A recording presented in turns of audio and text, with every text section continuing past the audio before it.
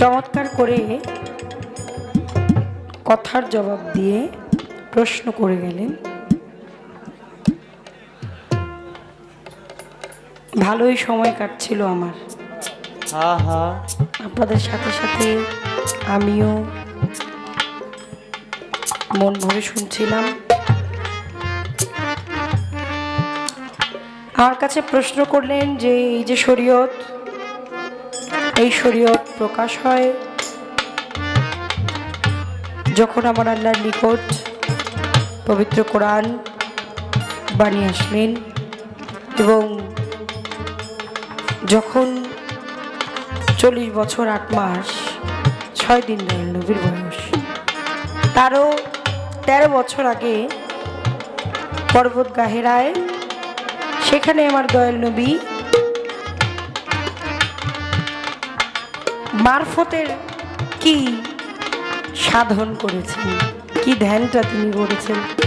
কারণ সূরা বলেন যে সূরাই মানে কঠিন করে আমাকে তিনি তীর ছুড়লেন, যে যেই সূরাই আপনি বলেন এগুলো নাজিল তো হয়েছে কোরআন আসলো তারপরে না, কিন্তু মারফতের যেই ইবাদত তিনি করলেন,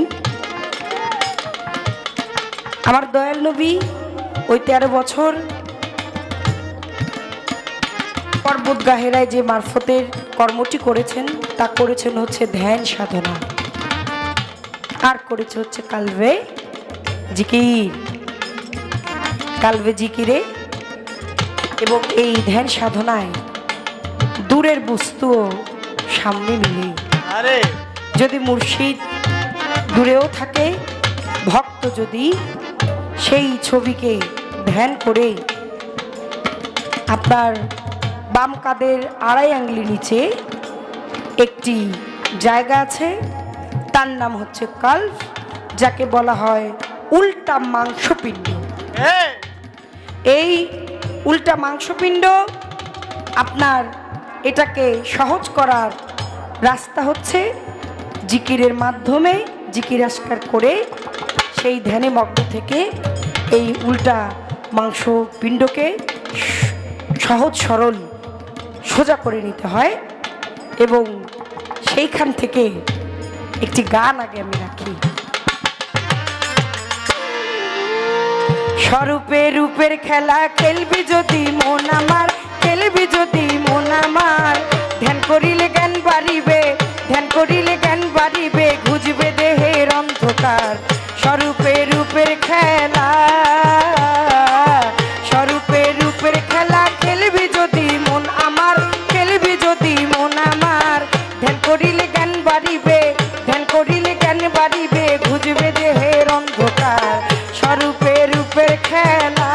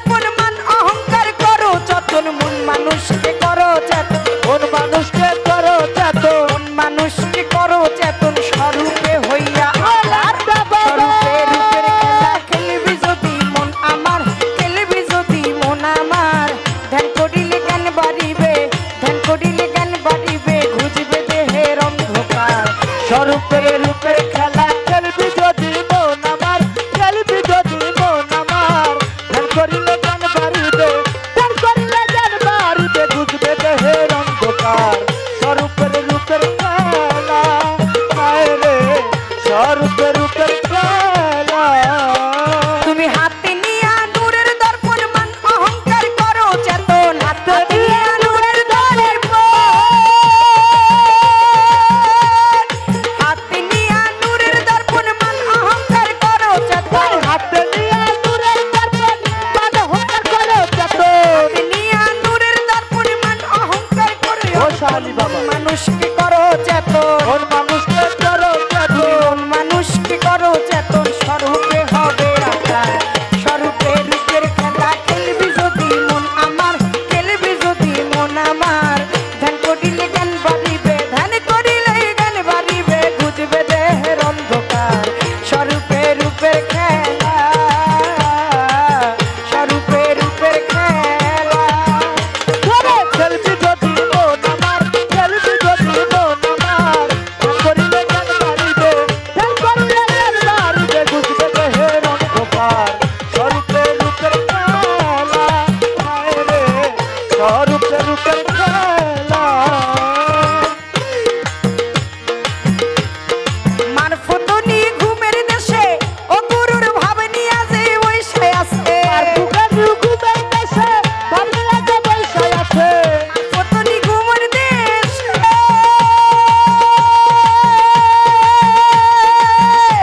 ওরে মারফতনি ঘুমের দেশে ও গুরুর ভাব নিয়া যে বৈশে আছে, হালিমি বলে মিলবে শেষে, হালিম বলে মিলে সখী, খালো হালিমি বলে মিলবে শেষে, ফানা ফিল্লায় একা ও বাবা, খেলবি যদি মন আমার, খেলবি যদি মন আমার, ধ্যান করিলে জ্ঞান বাড়িবে, ধ্যান করিলে জ্ঞান বাড়িবে, বুঝবে দেহের অন্ধকার।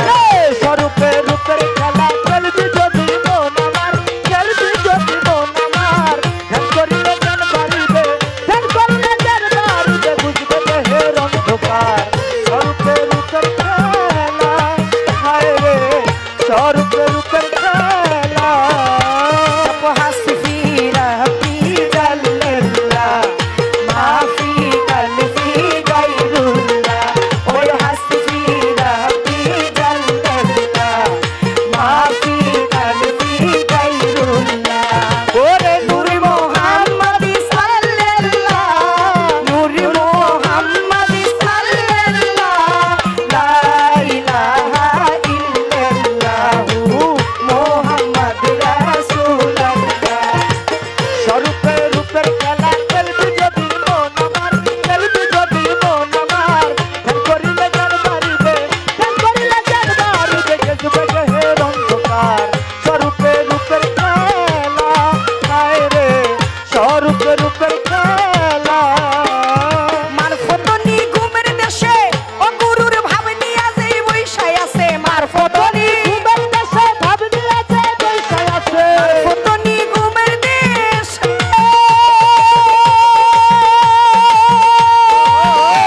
ওরে মারফতনি ঘুমের দেশে ও গুরুর ভাব নিয়া যে বৈশায় আছে, মারফতনি ঘুমের দেশে ভাবনি আছে বৈশে আছে।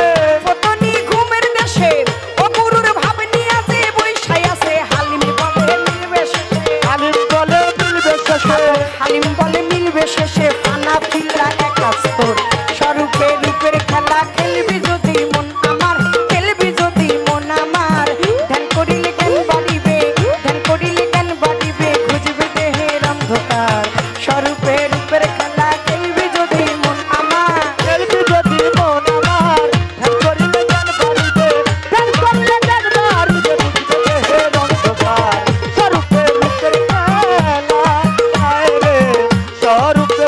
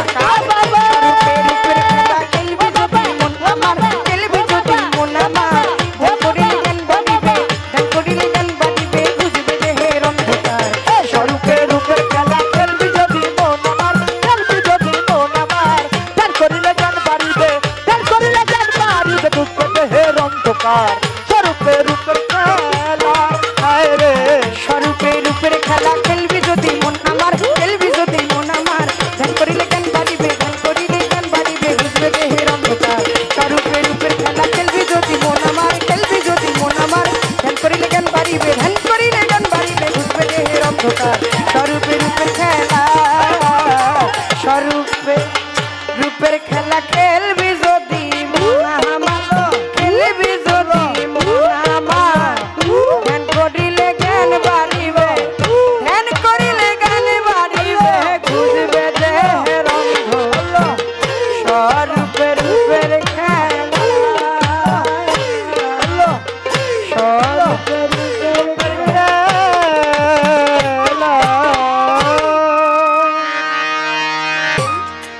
প্রশ্নটা ছিল এমন যে যদি মুরিদ হইলে এটা দলিলে থাকে, যদি এটা কোরআনে থাকে, যদি আমার আল্লাহ বলে, যদি এটা নিয়মে থাকে, তাহলে যারা আপনারা মুরিদ হন নাই তারা আজকের পরে হয়ে যাবেন। আর যারা যদি এটা দলিলে না থাকে, কোনো দরকার নাই, অপ্রয়োজনীয় অপ্রাসঙ্গিক হয়, তাহলে যারা যারা হয়েছেন তারা আবার হ্যাঁ তাহলে তারা ছেড়ে দিবেন। দেখেন, মুরিদ হইতেই হবে, অবশ্যই মুরিদ হওয়া ছাড়া কোনো উপায় নাই নাই। আমার দয়াল নবী গাদিরে ঘুম ভাষণের সময়, সেটা দয়াল নবীর বিদায় হজ, ওইটাই দয়াল নবী শেষ হজ গণ্য করে গেছেন। ১.৫ লক্ষ লোকের সামনে আমার দয়াল নবী উট দিয়ে একটি মঞ্চ তৈরি করলেন। মঞ্চ তৈরি করে বললেন সাহাবাদের উদ্দেশ্য করে, শোনো সাহাবারা, তোমরা যারা আছো তোমাদের উদ্দেশ্য বলে যাই, আমার উম্মত যারা আছো, হয়তো তোমাদের সাথে আর আমার দেখা নাও হতে পারে। সাহাবারা নবীর উম্মতরা হাউমাউ করে কেঁদে উঠলেন, দয়াল নবী আপনি থাকবেন না, আপনার সাথে দেখা নাও হতে পারে, তাহলে আমরা থাকবো কি নিয়ে? নবী বলল ব্যবস্থা আছে। ব্যবস্থা কি? একটি হচ্ছে পবিত্র কোরআন, যা অস্বীকার করার মতো দলিল, হাদিস দলিল এগুলো নিয়ে বিভিন্ন গ্রন্থ এক একজনের মত প্রকাশ করেছে, কিন্তু পবিত্র কোরআন নিয়ে কোনো দ্বিমত প্রকাশ করার কোনো সুযোগ নাই, কোনো অবকাশ নাই। পবিত্র কোরআন এটা সকল মুসলমানের জন্য, সকল মুমিনের জন্য মানতেই হবে পবিত্র কোরআন।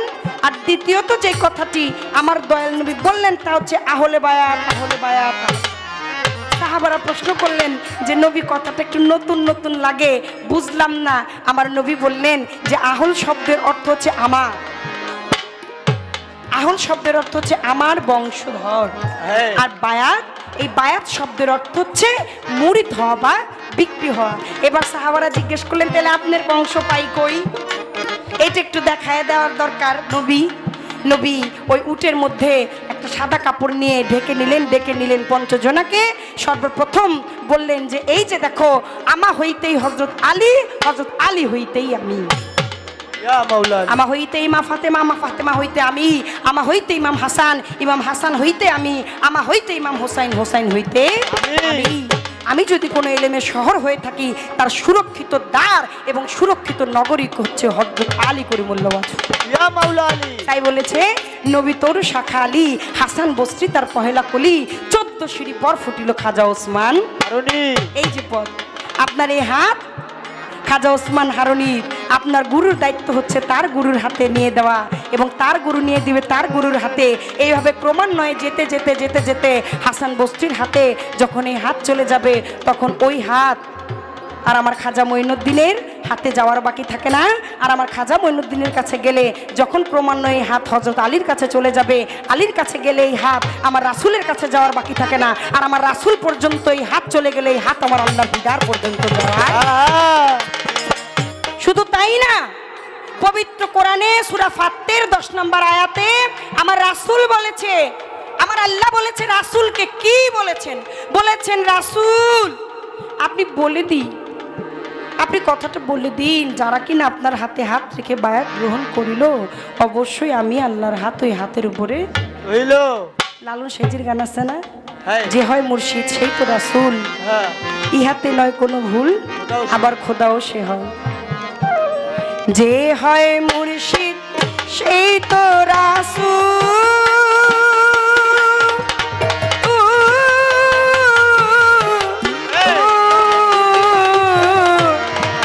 ইহাতে নাই কোনো ভুল, খোদাও সে হয়।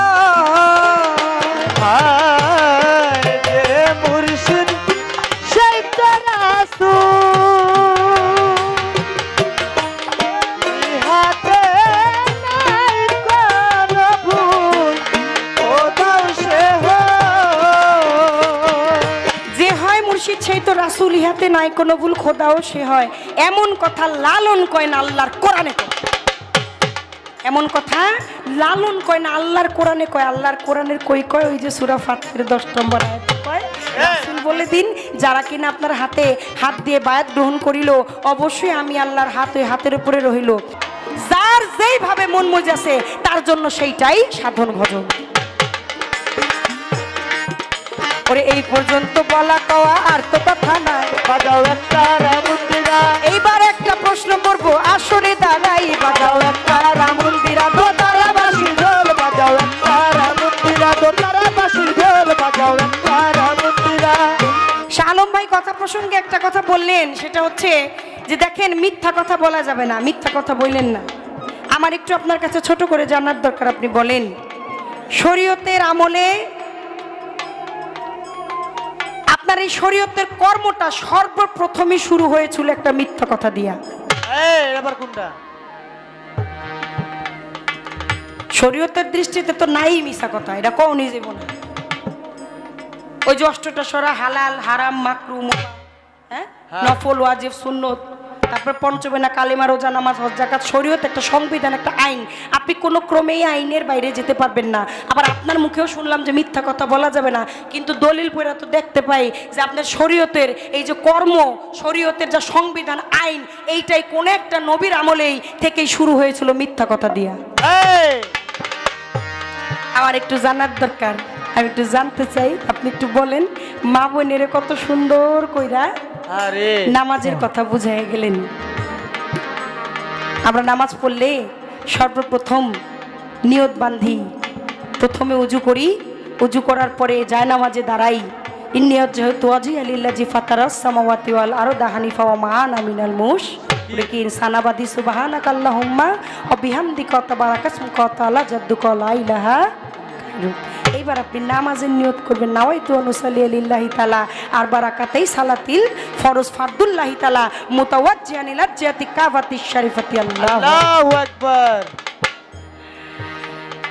দলিল পড়ে দেখতে পাই এমনও কিছু নামাজ নাকি আছে কয়েক প্রকার, এই নামাজের মধ্যে নাকি কাবাতি শরীফাতি আল্লাহু আকবার এটা হইতো না। এইটা কোন নামাজ?